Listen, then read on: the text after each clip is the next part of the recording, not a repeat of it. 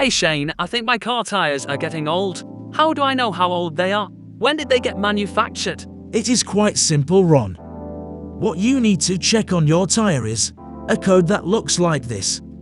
It is called a DOT code. DOT stands for Department of Transportation. This DOT code is a 7 to 13 alphanumeric code, made up of letters and numbers. It is usually printed in smaller letters. Look for it near the bead of the tire, where the tire meets the rim. Let's take an example. DOTA 384, W2D, 2519. The numbers that we are interested in are the last 4 digits of this code. 2519.